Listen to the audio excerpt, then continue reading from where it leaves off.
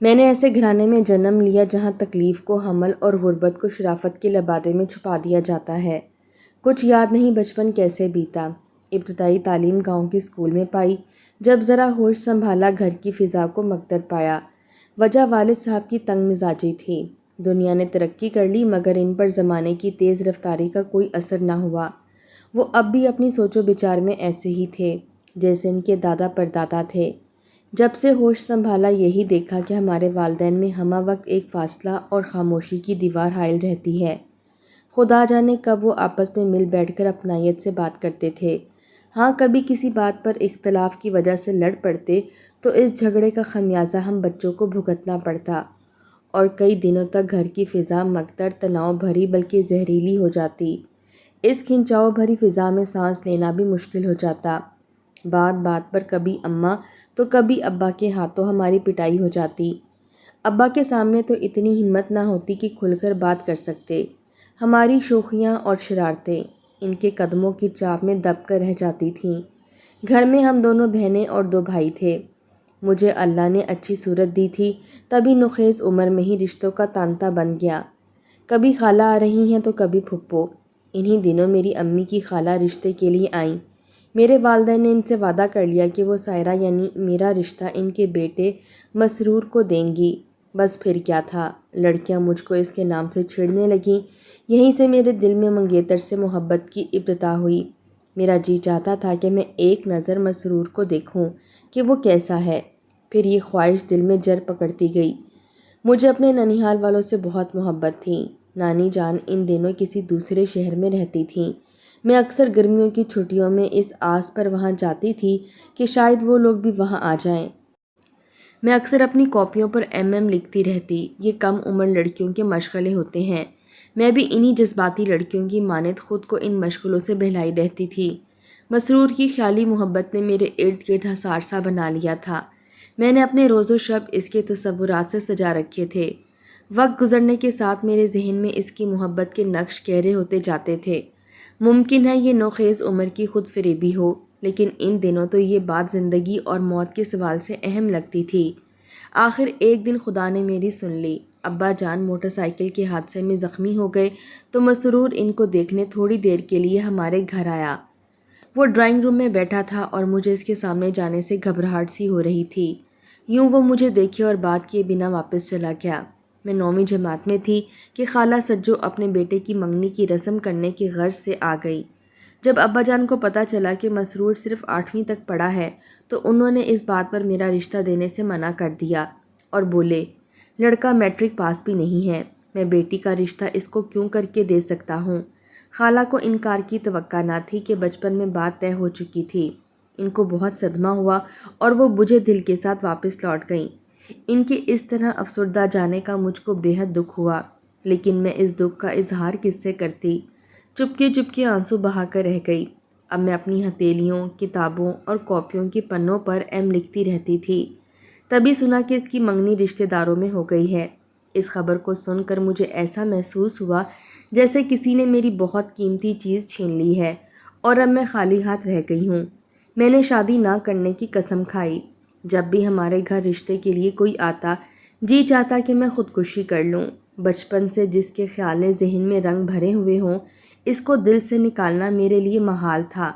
میں نے اپنا غم اپنے دل میں چھپا لیا۔ اب جب بھی کوئی ہم جولی مجھے مسرور کے نام سے چھیڑتی تو میں آنسو پی کر رہ جاتی۔ نہیں چاہتی تھی کہ ان میں سے کسی کو اس بات کا علم ہو کہ میری شادی اب اس سے نہیں ہو رہی ہے، تاکہ میری سب کی نہ ہو۔ جب میں نے میٹرک کا امتحان دیا تو سجو خالہ کے بڑے لڑکے فاضل کی شادی کا بلاوا آ گیا۔ اپنے گھر والوں کے ہمراہ میں بھی دھڑکتے دل کے ساتھ اس کی شادی میں گئی۔ معلوم نہیں تھا کہ مسرور اپنی منگنی ٹوٹنے کے بعد خوش ہے یا ناخوش۔ میں تو بہرحال خیالی محبت کی آگ میں جل رہی تھی۔ اس کے گھر والوں کا رویہ ہمارے ساتھ اچھا تھا، مگر وہ اکھڑا اکھڑا اور خاموش تھا۔ اس نے مجھ سے بالکل بات نہ کی۔ البتہ اس کی بہن عائشہ میرے ساتھ بہت دوستانہ انداز سے بات کرتی تھی۔ اس کی زبانی پتہ چلا کہ بھائی جان منگنی کرنا نہیں چاہتے تھے لیکن والدین نے مجبور کر دیا۔ اب وہ بہت پریشان رہتے ہیں، کسی سے ہنستے بولتے نہیں، جیسے کوئی دکھ لگ گیا ہو۔ شاید مجھ سے رشتے سے انکار پر اس کی بھی وہی کیفیت ہوئی تھی جو میری ہوئی تھی۔ بارات والے دن اس کو مجھ سے بات کرنے کا موقع مل گیا۔ کہنے لگا آپ تو امیر ہیں، ہم غریب لوگ ہیں، اسی لیے آپ کے والد نے ہمیں ٹھکرا دیا۔ میں نے اسے اپنی مجبوری بتائی کہ میں والد صاحب کے آگے مجبور ہوں، ورنہ بچپن سے دل میں بسا آپ کا خیال دل سے جاتا نہیں ہے۔ بس میں اتنا ہی اظہار کر سکی۔ اس نے بھی اپنے دل کا سارا غبار نکال دیا۔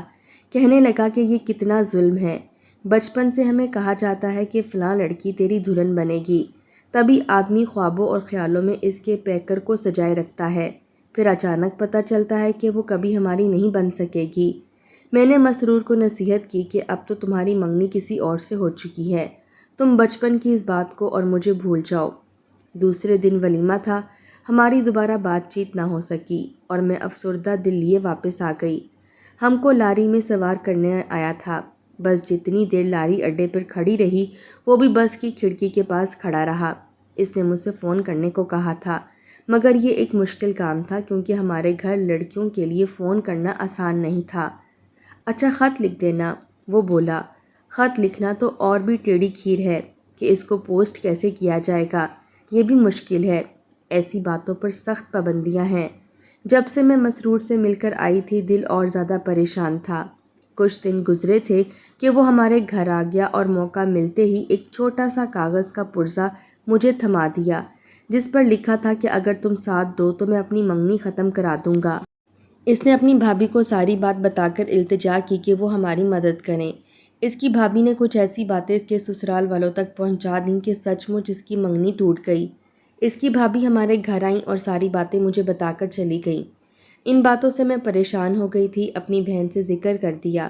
انہوں نے امی جان کو بتا دیا۔ امی نے بجائے معاملہ سلجھانے کے ابا جان کے حضور بڑھا چڑھا کر پیش کر دیا کہ ایسا نہ ہو کہ مسرور کی منگنی ٹوٹنے کا الزام ہماری بچی پر لگ جائے اور خاندان بھر میں ہماری عزت دو کوڑی کی ہو کر رہ جائے۔ ابا جان تو تھے ہی آتش مزاج، یہ بات سن کر بھڑک اٹھے، حالانکہ بات کچھ بھی نہ تھی۔ نہ میں نے اور نہ مسرور نے محبت کی کوئی ریہرسل کی تھی یا ملاقاتیں کی تھیں۔ قدرت کی طرف سے ہمارے دلوں میں محبت موجود تھی، وہ بھی انہی بزرگوں کی وجہ سے جو چاند کی طرح شفاف تھی۔ مسرور کو اس بات کا غم تھا کہ کم تعلیم کی وجہ سے اس کو ٹھکرا دیا گیا ہے، لہٰذا اس نے آگے پڑھنے کی کوششیں تیز کر دیں اور سپروائزر کی ٹریننگ بھی لی۔ اس دوران میں نے بھی ایک اسکول میں بطور ٹیچر ملازمت کر لی۔ اس دوران ہمارے درمیان ایک سہیلی کے ذریعے 3 خطوط کا تبادلہ بھی ہوا۔ میں نے اسے لکھا کہ رشتہ عزت سے طے کرنا ہے تو اپنے والدین کو پھر سے ہمارے گھر بھیجو۔ اس طرح سجو خالہ ایک بار پھر میرا ہاتھ مانگنے ہمارے گھر آئیں۔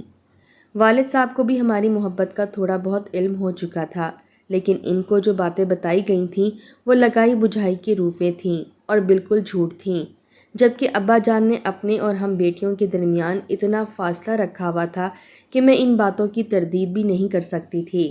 لہٰذا جب خالہ دوبارہ رشتہ مانگنے آئیں تو منہ کی کھا کر چلی گئیں۔ ابا جان نے ان کو نہ صرف رشتہ دینے سے انکار کر دیا بلکہ تلخ لب و لہجے میں انہیں ان کی کم تر حیثیت کا بھی احساس دلایا اور ان کے بیٹے کو نکما، بد کردار اور نہ جانے کیا کیا کہہ دیا کہ جس لڑکی سے اس کی منگنی ٹوٹی تھی وہ میرے والد کے رشتہ دار تھے۔ مجھ کو بھی میری بہن کے ذریعے کہلوا دیا کہ اگر میں اس رشتے پر قائم ہوں تو وہ مجھے خالی ہاتھ گھر سے چلتا کر دیں گے۔ اس دھمکی نے یہ اثر کیا کہ میں صرف منمنا کر اتنا ہی کہہ سکتی تھی کہ ابا جان، میں تو آپ کی مرضی اور رضا پر راضی ہوں، میری اپنی کوئی رائے نہیں۔ اس پر بھی ان کا غصہ ٹھنڈا نہ ہوا اور انہوں نے مجھ سے بات چیت ہی بند کر دی۔ امی نے بھی سمجھداری نہ دکھائی بلکہ دن رات مجھے تانوں کا نشانہ بنانے لگیں، یہاں تک کہ بات بے بات پر مجھے جوتا اور چمٹا بھی کھینچ مارتیں۔ میں حیران تھی کہ میں نے ایسا کون سا قدم والدین کی مرضی کے خلاف اٹھا لیا ہے کہ ان کی بدسلوکی کی مستحق ٹھہری ہوں۔ اسکول میں ایک ٹیچر میرا بہت خیال رکھتی تھیں، ان کو میرے گھریلو حالات کا اچھی طرح سے علم تھا، وہ مجھ سے ہمدردی کرتی رہتیں اور تسلی دیتیں۔ انہوں نے اپنی والدہ سے میرے دکھوں کا ذکر کیا تو ان کی والدہ اپنے بیٹے کا رشتہ لے کر ہمارے گھر آئیں۔ ان کا آنا غضب ہو گیا۔ امی ابا تو پہلے ہی شکی مزاج بنے بیٹھے تھے، یہی سمجھے کہ شاید اب بھی میری وجہ سے لوگ رشتہ مانگنے آ گئے ہیں۔ میں ان کے صاحبزادے میں دلچسپی رکھتی ہوں۔ میں بھی گھر کے حالات اور والدین کی محدود سوچ سے تنگ تھی۔ اب میری زبان کا تالا بھی کھل گیا۔ اماں نے پوچھا کیا اس رشتے کے آنے میں تیری مرضی تھی؟ میں نے جواب دیا ہاں۔ اب اس رشتے کو ہاں کر دو، ورنہ ایسا نہ ہو اس سے بھی گیا گزرا رشتہ آ جائے اور آپ لوگ ہاں کہتے بنے۔ اماں نے ابا کو آمادہ کیا کہ یہ رشتہ ٹھیک ہے، ہاں کر دو، ایسا نہ ہو کہ اس کے بعد ایسے ویسے رشتے آئیں، تب لڑکی کا کیا کریں گے؟ کیا عمر بھر گھر میں بٹھائے رکھیں گے؟ تب ہماری بدنامی اور بڑھ جائے گی۔ اس طرح میری شادی ٹیچر کے بھائی نذیر احمد سے ہو گئی، اور شادی بھی ایسی ہوئی جیسے گھر میں کوئی جنازہ اٹھا ہو۔ ابا نے تو رخصتی تک مجھ سے ترک کلام ہی رکھا، یوں میں دکھی دل سے روتی ہوئی بابل کے گھر سے رخصت ہو گئی۔ یہی سوچتی رہی کہ یا الہی میرا کیا قصور تھا جو باپ نے اتنی بے رخی برتی۔ ٹیچر جو پہلے غم گسار سہیلی جیسی تھیں، جب نند بنی تو یکدم ہی بدل گئیں۔ شروع میں شوہر کا رویہ میرے ساتھ اچھا تھا، آہستہ آہستہ اس کا اصل روپ ہی سامنے آتا گیا، کیونکہ میری نند کو میں شادی سے قبل ہر بات بتا چکی تھی۔ اس نے وہ باتیں کیں جن کی قطعی کوئی اہمیت نہ تھی، وہ بھی نذیر سے کہہ دیں، اور یہ بھی کہ میں مسرور سے شادی کرنا چاہتی تھی۔ وہ میرے بچپن کی چاہت تھا، اس سے شادی نہ ہونے پر مجھ کو دکھ ہے، اور میرے دل سے اس کی یاد جاتی نہیں ہے۔ یہ باتیں میں نے نجمہ سے تب کہی تھی جب میں پڑھائی میں دلچسپی نہ لیتی تھی، تو وہ میری ہمدرد بن کر میرے دکھ پوچھا کرتی تھی، اور میں اس پر اعتبار کر کے اسے سہیلی جیسا جان کر دل کی بات کہہ دیا کرتی تھی۔ مجھے کیا خبر تھی کہ جس کو میں ماضی کا رازدار بتا رہی ہوں، کبھی میری نند بن کر دشمن بن جائے گی۔ اس نے تو نذیر کو یہاں تک کہہ دیا کہ لڑکیاں مجھے مسرور کے نام سے چھیڑا کرتی تھیں، اور یہ بھی کہ میرے والد مسرور کی وجہ سے مجھ سے بدظن ہوئے، تبھی انہوں نے مجھے رخصتی کے وقت دعا دے کر رخصت نہ کیا تھا۔ نجمہ کے کمینے پن کی وجہ سے نذیر مجھ سے ایسے بدظن ہوئے کہ میری زندگی دکھوں کا الاؤ بن گئی۔ سچ ہے، مرد اگر تنگ نظر ہو تو اتنی سی بات بھی بیوی کی زندگی کو جہنم بنانے کے لیے کافی ہوتی ہے۔ اب میرے شوہر نے مجھ سے ناکردہ گناہوں کا انتقام لینا شروع کر دیا۔ ان کو میرے غم اور خوشی کا کوئی احساس ہی نہ رہا۔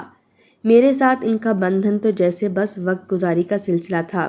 اگر میں پریشان ہوتی تو فوراً طعنہ دیتا کہ میں مسرور کے لیے پریشان ہوں۔ میں نے قسم اٹھا کر یقین دلایا کہ میرے لیے اب وہی سب کچھ ہیں، میں ماضی کو بھلا چکی ہوں۔ ہاں، مگر جب وہ میرے ساتھ اہانت بھرا سلوک کرتا تو ضرور یہ خیال آتا کہ کیوں میں نے ٹیچر کے رویے سے متاثر ہو کر اس کے بھائی کا رشتہ قبول کر لیا تھا۔ لوگ باہر سے کچھ نظر آتے ہیں، اندر سے کچھ ہوتے ہیں۔ جب برتاؤ ہوتا ہے ان کی اصل حقیقت تب کھلتی ہے۔ میں گھریلو پریشانیوں میں نیم جان ہو گئی تھی، جن میں روز بروز اضافہ ہوتا گیا۔ حالات سے عاجز آ کر میکے چلی گئی، مگر وہاں بھی میرے لیے کوئی جگہ نہ تھی۔ ابا جان مجھ سے کلام نہ کرتے تھے، اور امی بات بات پر طعنہ دیتی کہ تیری وجہ سے مسرور نے اپنی منگنی تڑوا لی۔ اب اس کی ماں جہاں ملتی ہے مجھے قہر آلود نگاہوں سے دیکھتی ہے۔ تیری کرتوتوں نے خاندان بھر میں مجھ کو ذلیل کر دیا ہے۔ آخر میں نذیر کے گھر واپس آ گئی۔ شادی کے 11 ماہ بعد میرے ہاں ایک بچی پیدا ہوئی۔ اس کے بعد تو حالات انتہائی مایوس کن ہو گئے۔ میں نے اس توق کو گلے سے اتار پھینکنے کی ٹھان لی۔ ایک روز میں بازار گئی اور دکاندار سے چوہے مار دوا طلب کی۔ ایک پیکٹ خریدا اور رات ساری دوا نگل گئی اور مرنے کے انتظار میں لیٹ گئی، مگر سوائے تھوڑا سا جی متلانے کے کچھ نہ ہوا، الٹی تک نہ آئی۔ مجھے لگا جیسے یہ زہریلی دوا نہ تھی، بلکہ میں نے پرانا سا آٹا پھانک لیا تھا۔ نیند نہ جانے رات کے کس پہر آئی، اگرچہ طبیعت بھاری بھاری تھی۔ صبح آنکھ کھولی تو حیرت زدہ تھی کہ میں زندہ تھی اور دنیا کو دیکھ رہی تھی۔ حیرت میں ڈوب گئی کہ مری نہیں تو کم از کم طبیعت تو خراب ہوتی۔ اس کا مطلب صاف ظاہر تھا کہ وہ دوا جعلی تھی۔ شوہر نے بچی کی پیدائش کے کچھ عرصے بعد میکے بھیجا اور بعد میں ابا جان کو خط لکھ دیا کہ میں آپ کی بیٹی کو نہیں رکھ سکتا، آپ اس کو اپنے پاس ہی رکھیں، یہ ہر وقت افسردہ رہتی ہے۔ شاید اس کے دل سے ابھی تک اپنے بچپن کے منگیتر کی یاد نہیں گئی۔ سسرال میں اپنے آدھے سے زیادہ اخراجات خود برداشت کرتی تھی، سروس کرتی تھی اور گھر کو بھی سنبھالتی تھی۔ خاوند کے کپڑے، جوتے، بنیان اور رومال تک میں خود پورے کرتی تھی، لیکن میری کوئی خدمت میرے خاوند کا دل نہ جیت سکی۔ صرف نند کی بدخواہی کی وجہ سے جو روایتی حسد کا شکار ہو کر میری دشمن بن گئی۔ بہرحال میکے والوں نے منت سماجت کر کے سسرال والوں کو راضی کیا اور مجھے گھر بھیج دیا۔ اب میں فٹ بال کی طرح تھی، ادھر والے ٹھوکر مارتے تو ادھر جا پہنچتی تھی، دوسری طرف والے ٹھوکر مارتے تو پھر میکے کے آنگن میں آ گرتی۔ اسی دوران اللہ تعالیٰ نے بیٹے جیسی نعمت سے نواز دیا، مگر شوہر کے تیور چڑھے ہی رہے۔ اب تو نوبت یہاں تک پہنچ گئی کہ ہفتوں مجھ سے بات نہ کرتے اور نجمہ سے کہتے کہ میرے لیے کوئی دوسری لڑکی ڈھونڈو تاکہ میں دوبارہ گھر آباد کر سکوں۔ اس نے اپنا کمرہ، بوریا، بستر سب کچھ الگ تھلگ کر لیا تھا۔ میرا تیسرا بچہ 17 دن کا تھا اور میں ابھی بھی نوکری کرنے پر مجبور تھی۔ وہ کہتے کہ اسکول جاؤ تو بچوں کو ساتھ لے کر جاؤ، بات بات پر کہتے کہ میرے گھر سے چلی جاؤ۔ میں کہاں جاتی؟ میرے 3 بچوں کا بوجھ کون برداشت کرتا؟ مجبور ہو کر میں بچوں کو شوہر کے گھر چھوڑ کر آ گئی۔ میں صرف چھوٹا بچہ ساتھ لائی تھی۔ میرا خاوند اور نند شاید اسی دن کے انتظار میں تھے۔ میں کے آتے ہی انہوں نے مجھے طلاق بھجوا دی اور طلاق کے 4 ماہ بعد نذیر نے دوسری شادی کر لی۔ ادھر میکے میں قسم پرسی کی زندگی گزارتی رہی۔ کسی نے سر پر پیار سے ہاتھ نہ رکھا، نہ میرے بچوں کو پیار اور باپ کی شفقت دی۔ سروس کر کے اپنے اور اپنے بچے کا پیٹ پالتی تھی اور باقی دونوں بچوں کی دید کو ترستی تھی جو اپنے باپ کے پاس تھے۔ ایک روز سجو خالہ امی سے ملنے آئیں۔ وہ کافی ضعیف ہو چکی تھیں۔ مجھ کو بتایا کہ مسرور بیرون ملک چلا گیا تھا، 8 برس بعد لوٹا ہے، لیکن ابھی تک شادی نہیں کی۔ ایک روز میں نے تمہارا احوال بتایا تو رو دیا۔ بیٹی، اس کے دل میں اب تک تیری محبت موجود ہے۔ خدا جانے یہ کیسی محبت ہے کہ وقت کی گرداب تک اس پر نہیں پڑی۔ اس کے دل میں تیری تصویر پہلے دن کی طرح اجلی اجلی ہے۔ میں خاموشی سے ساری باتیں سنتی رہی۔ تب خالہ نے تنہائی میں کہا، بیٹی، شاید تیرے ماں باپ اس بات پر راضی نہ ہوں۔ خدا جانے پہلے روز سے تمہارے باپ کو ہم سے کیوں اللہ واسطے کا بیر ہے، لیکن تم اگر ایک بار مسرور سے بات کر لو تو شاید تم دونوں کو سکون مل جائے گا۔ انہوں نے مجھے ایک پرچہ دیا جس پر اس کا نمبر لکھا ہوا تھا۔ میں ابھی اپنی ویران اور دکھوں بھری زندگی سے تنگ تھی۔ بھابیاں مجھے اور میرے بچے کو قہر آلود نگاہوں سے دیکھتی تھیں۔ خود کماتی خود کھاتی تھی، پھر بھی بھائی مجھے بوجھ جانتے تھے۔ ایک روز جب گھر میں کوئی نہ تھا، میں نے مسرور کو فون کر دیا۔ کچھ باتیں، کچھ پچھتاوے، کچھ مایوسیاں اور افسوس کے تذکرے۔ آخر اس نے سیدھی بات کہہ دی، سائرہ، وقت بہت بدل چکا ہے۔ میں نے ابھی تک شادی نہیں کی۔ تم بھی کئی برس سے طلاق یافتہ زندگی بسر کر رہی ہو۔ ابھی بھی وقت ہے، ہم نکاح کر کے گھر بسا لیتے ہیں۔ اگر تم راضی ہو تو مجھے 2-4 دن میں بتا دینا، ورنہ میں دوبارہ تم کو کبھی فون نہ کروں گا۔ میں نے کافی سوچا اور پھر مجھے اس کی پیشکش میں ہی عافیت نظر آئی۔ ابا ضعیفی اور بیماری میں مبتلا تھے اور اماں کی بہو کے آگے چلتی نہ تھی۔ میں نے مسرور کو ہاں کہہ دی، البتہ پہلے امی سے مشورہ کیا تھا۔ تب انہوں نے ناک پر انگلی رکھ کر کہا تھا، 40 سال کی ہو رہی ہے کہ اب دوسری شادی تم کو زیب دے گی، وہ بھی اسی کے ساتھ جس کے ساتھ مفت میں بدنام ہوئی۔ لوگ باتیں کر کے ہمارا کلیجہ چھلنی کر دیں گے۔ اچھا اماں، ٹھیک ہے، میں ایسے ہی گزار لوں گی باقی کی زندگی بھی۔ ماں کو تو میں نے چپ کرا دیا، مگر میرا دل چپ نہ ہوا۔ وہ سسکے جاتا تھا۔ بچے بڑے ہو گئے تھے، باپ کے گھر میں پلے بڑے، ماں کے گھر کا راستہ بھول چکے تھے۔ میں نے تو حالات سے سمجھوتا کر لیا تھا۔ مسرور نے میری سلگتی تنہائی میں پھر سے پتھر پھینک دیا تھا۔ شاید اسے بھی تنہائی کا عذاب مٹانے کو کسی سہارے کی ضرورت تھی۔ سونے گھر میں کسی زندگی کی آرزو تھی۔ میں سوچا کرتی تھی کہ کون ہوگا جو بڑھاپے میں ساتھ دے گا، یہ دنیا والے یا میرے بچے جو میرے نہ رہے تھے۔ ان کو تو اب میری صورت بھی یاد نہ رہی ہوگی۔ پہلے کبھی دوسری شادی کا سوچا تک نہ تھا کہ میرے بچے دور سے ہی ان کے ذہن میں ماں کا تصور تو ہوگا۔ وہ کیا سوچیں گے؟ اور پھر لوگوں کی حقارت بھری نگاہوں کی تاب کیوں کر لا سکوں گی کہ 40 برس کی ہو چکی ہوں؟ رشتہ داروں کی حقارت بھری باتیں میرے وجود کو ریزہ ریزہ کر دیں گی۔ اور آج جب تنہائی نے مجھے ریزہ ریزہ کر ڈالا تھا تو مجھ کو کوئی پوچھنے والا نہ تھا۔ تبھی میں دوبارہ شادی کے بارے میں سوچنے پر مجبور ہو گئی۔ سوچا کہ اگر مرد دوسری شادی کر لے تو انوکھی بات نہیں، بیوی کا کفن تک میلا نہیں ہوتا اور دوسری شادی ہو جاتی ہے۔ پھر اگر عورت کر لے تو مجرم کیوں، یہاں تک کہ اس کی اپنی اولاد اسے نہیں بخشتی۔ میں تو فیصلہ کرنے سے ڈر رہی تھی۔ آخر مسرور نے ہمت بندھائی کہ دنیا والوں سے میں مقابلہ کروں گا، مگر بڑھاپا تنہا کاٹنا ایک سزا ہے، کیوں نہ ہم دونوں مل کر اسے کاٹیں۔ تمہارے پاس تو اولاد جیسا نازک سہارا بھی نہیں ہے۔ تیسرا بیٹا بھی باپ کی طرف اڑان بھرنے کی سوچ رہا تھا۔ تب میں نے اتنا بڑا فیصلہ کر لیا۔ آج لوگ مجھ سے خفا ہیں، کچھ مجھ پر ہنس رہے ہیں، لیکن مجھے کسی کی پرواہ نہیں۔ میرا شوہر میرا سہارا ہے۔ مسرور ہر قدم پر مجھ کو تحفظ کا احساس دلاتا ہے۔ خدا کا شکر ہے کہ میں نے صحیح وقت پر صحیح قدم اٹھا لیا۔ دنیا کا کیا ہے، بے سہارا عورت پر باتیں تو سب بناتے ہیں، برے وقت کام کوئی نہیں آتا۔ اگر دوسری شادی مرد کا حق ہے تو دین نے عورت کو بھی یہ حق دیا ہے۔